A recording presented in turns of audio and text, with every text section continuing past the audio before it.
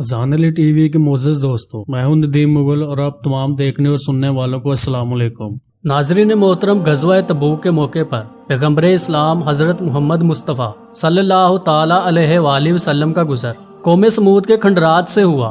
सहाबा ने वहां पड़ाव डाला, कुएं से पानी भरा और आटा गूंद कर रोटी पकाने लगे। जब रसूलुल्लाह सल्लल्लाहु अलैहि वसल्लम को मालूम हुआ तो आपने हुक्म दिया कि पानी गिरा दो, हांडियां ऊंधी कर दो और आटा ज़ाया कर दो, और मजीद फरमाया कि ये वो बस्ती है जिस पर अल्लाह का अजाब नाजिल हुआ था। यहाँ क़याम न करो और ना ही यहाँ की इशिया इस्तेमाल करो, आगे बढ़कर पड़ाव डालो, कहीं ऐसा ना हो कि तुम भी इस बला में मुब्तला हो जाओ। दोस्तों, इस वाक़े से ये सवाल उभरता है कि आखिर माजी में वहाँ आबाद कौम समूद ऐसे किस अजाब का शिकार हुई कि जिसके नुकसानदा असरात इसकी फ़ज़ाओं और इमारतों में हज़ारों साल भी मौजूद रहे।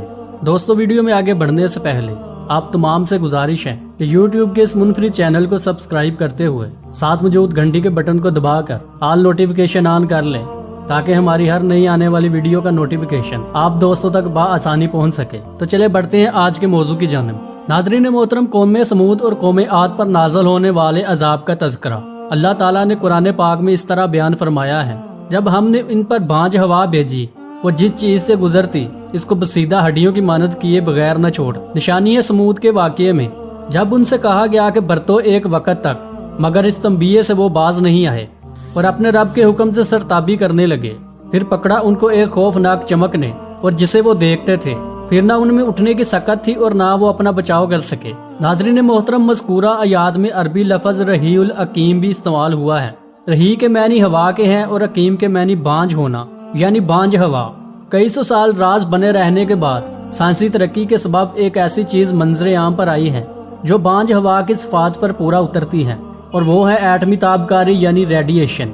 अगर आप ताबकारी की खसूसियात का मुतालिया करें तो कुरानी आयात के मफहूम और तबाहशुदा बस्तियों से गुजरने के मौके पर हजूर पाक सल्लल्लाहु अलैहि वसल्लम के शदीद एहतियात की बुनियादी वजह समझ में आ जाएगी। अब आते हैं इस सवाल की जानिब कि ताबकारी क्या होती है।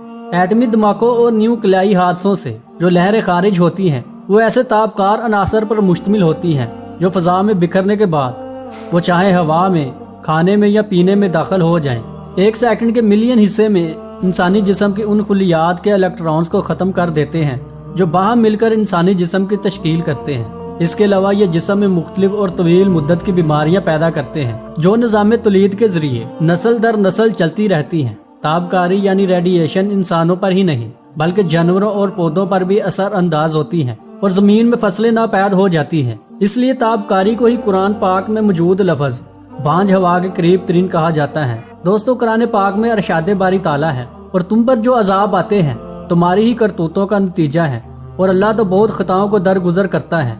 इस आयात पर तफक्कुर किया जाए तो कदीम अक़वाम पर बांझ हवा यानी खौफनाक चमक की सूरत में नाज़िल होने वाले अजाब का असल सबब उन कौमों के अमाल ही थे। या तो वो फितरी तवाज़ुन में बिगाड़ पैदा करने का सबब बने होंगे, या फिर मुमकिन है ऐसी सूरत हाल रही हो जैसा कि मौजूदा दौर में नजर आ रही है। आज का इंसान भी तबाहकुन हथियारों की तैयारी की दौड़ में आगे बढ़ के ऐसे हथियार बना चुका है जिसके इस्तेमाल से पूरी नौह इंसानी का खात्मा हो सकता है। कौम आद जो बांझ हवा से हलाक हुई, जजीरा नुमा अरब में जो सहरा रबीउल खाली के नाम से वाक़या है में आबाद थी। यही वो जगह है जिसे शिद्दात की जन्नत के नाम से भी पुकारा जाता है। 1,30,000 किलोमीटर रकबे पर मुश्तमिल इस सहरा का नाम रबीउल खाली यूं पड़ा कि यह इंसानी, हैवानी और नबाताती जिंदगी से बिल्कुल खाली है। यहाँ ना कोई दरख्त है और ना ही घास फूस। कौम आद के ज़माने में यही खिता जो जिंदगी से खाली हो गया है इंतहाई सरसब्ज़ो शदाब था। हर सू लहलहाते खेत नजर आते थे और जिधर नजर जाती थी बगात ही बगात थे, जिनमें कतार दर कतार दरख्त फूलों और फलों से लदे होते। बांझ हवा के अजाब के बाद वहाँ आज भी यानी 4,500 बरस बाद भी खाक उठती है। साइंसदानों का कहना है कि एटमी हथियारों के इस्तेमाल के बाद खारिज होने वाली ताबकारी इमारतों, जमीन और दीगर अशिया से हजारों साल तक खारिज होती रहती है, क्योंकि ताबकार अनासर अपनी निस्फ यानी आधी जिंदगी ये शुआएं खारिज करते रहते हैं। यूरेनियम की निस्फ हयात 2,45,000 साल, थोरियम की निस्फ हयात 8,000 साल, जबकि रेडियम की निस्फ हयात 1,600 साल है। आज के जब एटम बम की इजाद को तकरीबन 80 साल गुजर चुके हैं, तो इससे कहीं ज्यादा हलाकत खेज हाइड्रोजन और न्यूट्रॉन बम भी तैयार किए जा चुके हैं। हाइड्रोजन बम धमाके के बाद एक बादल की सूरत इख्तियार करता है। ये जिस इलाके से भी गुजरता है वहाँ जिंदगी का नामो निशान मिटा देता है। बादल के सफर के साथ मौत और हलाकत का ये सिलसिला बरसों तक जारी रह सकता है। नाज़रीन मोहतरम, कुरान पाक में कौम आद पर होने वाले अजाब की तफसीर सूरतुल अल-काफ की 24वीं आयत में यूं बयान हुई है। फिर उन्होंने बादल देखा जो मैदानों की तरफ आ रहा था।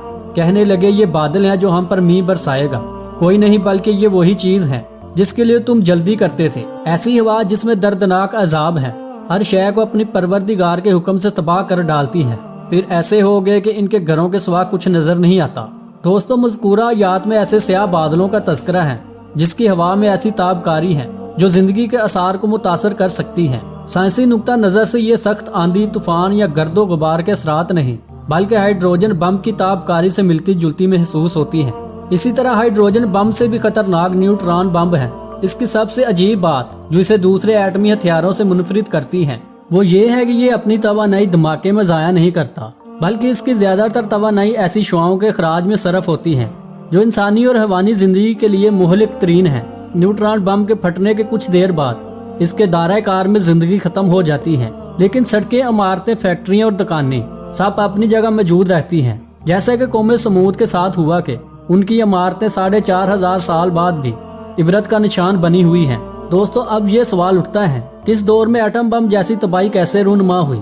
तो इसका अंदाजा इस बात से लगाया जा सकता है कि 19वीं सदी में चंद साइंसदानों ने रबीउल खाली में एक तबाहशुदा शहर दरियाफ्त किया जिसे वारब का नाम दिया गया। मकामी लोग आज इस इलाके को अल हदीद कहते हैं, जिसके मानी लोहे के टुकड़े के हैं।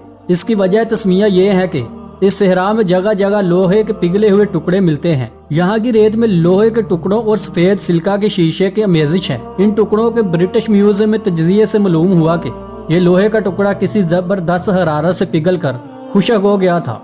इसको देखकर अंदाजा लगाया गया कि इंतहाई वजनी शहाब साकिब, जिसमें लोहे का अंसर सबसे ज्यादा था, निहायत तेजी से जमीन की तरफ आया। जमीनी फिजा में जबरदस्त गैसी तामल की बिना पर शहाब साकिब एक आतिशफशां बन गया और ये इंतहाई तेज रफ्तारी से इस इलाके पर आफत बनकर गिरा, जिससे जमीन फट गई और हर तरफ आग ही आग लग गई। यहाँ की रेत देखने से महसूस होता है कि किसी जमाने में जबरदस्त हरारत के बाहर पिघल गई होगी और सलीका की मौजूदगी उस इलाके पर उस वक्त पैदा होने वाले इंतहाई दर्जा हरारत की निशानदही कर रही है। नाज़रीन मोहतरम, ग़ज़वा तबूक के मौके पर कौम समूद के खंडरार से रसूलुल्लाह सल्लल्लाहु अलैहि वसल्लम के गुजरने के वाक़े से रसूलुल्लाह सल्लल्लाहु अलैहि वसल्लम की एक और मौजज़ाना सलाहियत का इंकशाफ भी हो जाता है कि हजूर नबी करीम सल्लल्लाहु अलैहि वसल्लम ने बगैर किसी वसीले के खतरनाक शुआओं के खराज को देखा। इसे इंसानों के लिए खतरनाक पाया और वहां से फिल फौर कूच करने का हुक्म दिया, हत्ता कि ग़िज़ा, पानी, बर्तन तक ज़ाया करने का हुक्म दिया कि ताबकार शुआएं इनमें सरियत कर चुकी होंगी।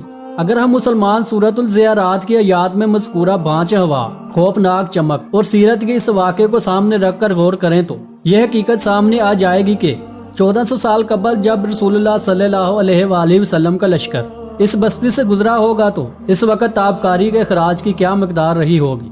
नाज़रीन मोहतरम, कमेंट सेक्शन में आज की वीडियो के बारे में अपनी राय जरूर दीजिएगा। हमें इजाज़त दीजिए। अल्लाह निगहबान।